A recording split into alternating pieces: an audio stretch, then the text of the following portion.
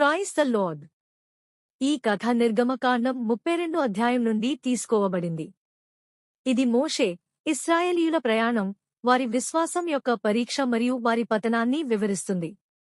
ఇశ్రాయేలీయులు ఐగుప్తు దాస్య జీవితం నుండి విడిచిపోయి వచ్చిన తర్వాత మోషే వారిని సినాయి పర్వతానికి తీసుకొచ్చాడు. అక్కడ మోషే 40 రోజులు మరియు 40 రాత్రులు పర్వతంపై గడిపాడు. దేవుని నుండి 10 ఆజ్ఞలను ధ్యానిస్తున్నాడు. ఈ సమయంలో మోషే చాలా రోజులపాటు కనబడకపోవటంతో ప్రజలు వారి ఇష్టానుసారంగా ఉండసాగారు. వారు తమను విడుదల చేసిన దేవుని మర్చిపోయి, మోషే చాలా రోజులు కనబడకపోవటంతో తమకు ఒక దేవుడిని సృష్టించుకోవాలని నిర్ణయించుకున్నారు. ఇశ్రాయేలీయులు అందరూ అహరోను దగ్గరకు వెళ్లి, మనలను ముందుకు నడిపించే దేవుడిని చేయుము, మోషే మనలను ఐగుప్తు నుండి రప్పించిన తర్వాత ఏమయ్యాడో తెలియదు అని అన్నారు.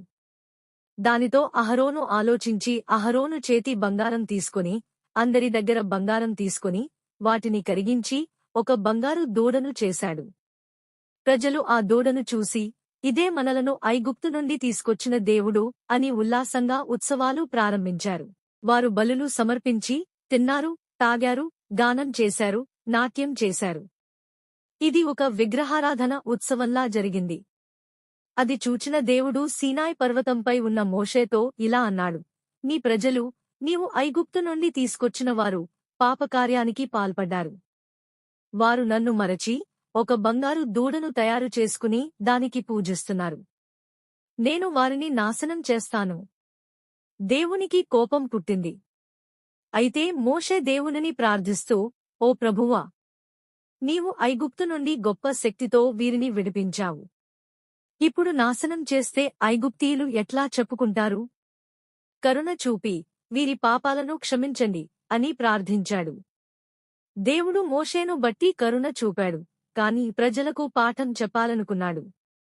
మోషే పర్వతం నుండి దిగివచ్చి తన సహోదరుడు అహరోన్ మరియు ప్రజలను బంగారు దూడను పూజిస్తున్నట్టు చూశాడు. ఆ దృశ్యం చూసిన మోషే అత్యంత కోపంతో తన చేతిలో ఉన్న 10 ఆజ్ఞలను పగలగొట్టేశాడు. బంగారు దూడను తీసుకుని దాన్ని మసిగా చేసి ఆ పొడిని నీటిలో కలిపి ప్రజలకు తాగించాడు. మోషే అహరోన్ను ప్రశ్నించాడు, ఈ ప్రజలు నిన్నేమి చేశారు? నువ్వు ఇలాంటి పెద్ద పాపాన్ని చేయడానికి ఎలా సహకరించావు? ప్రజలు నన్ను ఒత్తిడి చేశారు. వారి ఆభరణాలను తీసుకుని కరిగించాను. దాంతో ఈ దూడ బయటకు వచ్చింది. మోషే ప్రజలను పిలిచి చెప్పాడు, యెహోవా పక్షంలో ఉన్నవారు నా వైపు రండి. దానితో లేవీయుల వంశస్థులు మోషే దగ్గరకు చేరారు. మోషే వారికి ఆదేశించాడు, మీ కత్తులను తీసుకుని తమ సోదరులు, స్నేహితులు, సమీపవారిని వధించండి. ఆ రోజు సుమారు 3000 మంది మరణించారు. మిగిలిన ప్రజలు వారి పాపం వలన కలిగిన బాధతో ఉండిపోయారు. మరుసటి రోజు మోషే మళ్లీ పర్వతంపైకి వెళ్లి దేవునికి ప్రార్థించాడు, ప్రభువా, ఈ ప్రజలు పెద్ద పాపం చేశారు. వీరిని క్షమించండి. లేకపోతే నా పేరు నీ పుస్తకంలో నుండి తుడిచేయండి అన్నాడు. దేవుడు ఇలా సమాధానం ఇచ్చాడు, నేను పాపం చేసిన వారిని శిక్షిస్తాను. కాని నీవు వీరిని నేను ప్రతిజ్ఞించిన దేశానికి నడిపించు అన్నాడు.